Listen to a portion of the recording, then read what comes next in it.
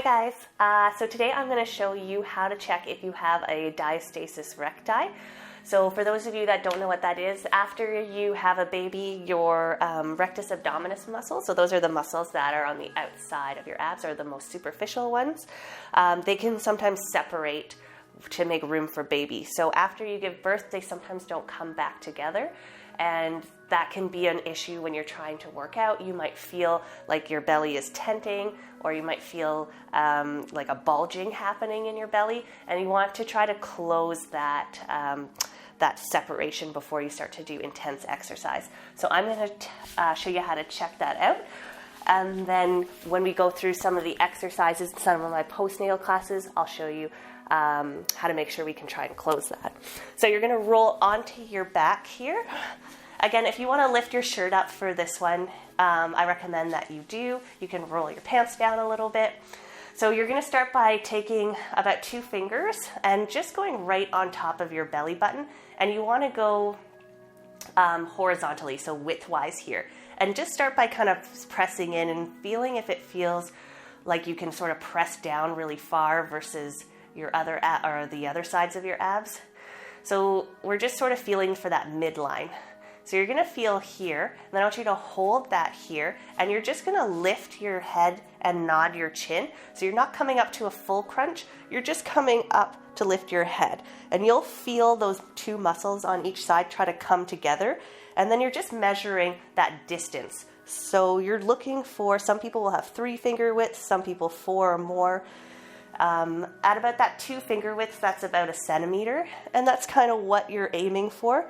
But we're not too concerned about the actual separation here. It's just if there's tension underneath. So you want to have a little bit of tension. So feel that one and kind of note what the distance is or the separation there. And then I want you to go about 2 finger lengths up above that and do the same thing, lifting the head and feeling for that tension, feeling for that gap.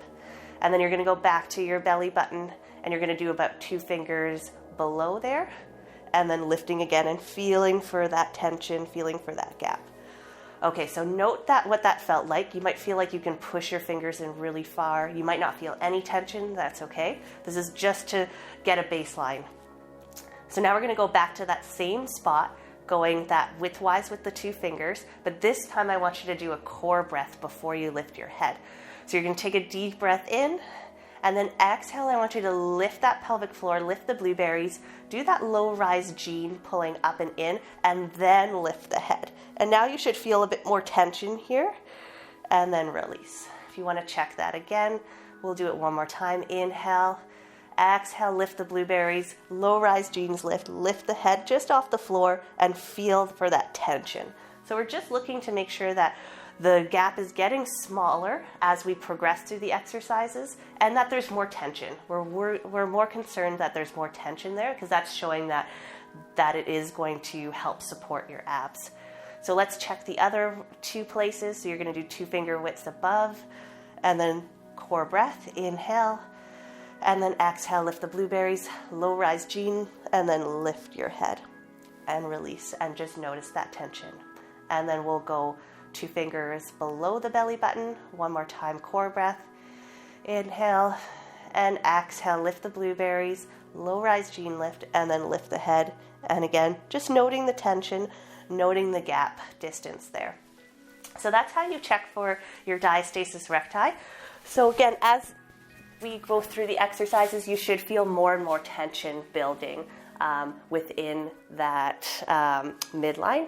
And that's what's going to help keep your abdomen safe when you're doing exercise. So just take note, I recommend you check every 2 weeks or so to see how the progress is going. And then also seeing a pelvic floor physiotherapist if you can, because they're going to be able to help you assess you better if you're not super comfortable doing it yourself. But this is just a little tool that you can use at home to monitor your progress postpartum. So I hope you guys enjoyed this. I hope it was helpful, and we'll see you again next time.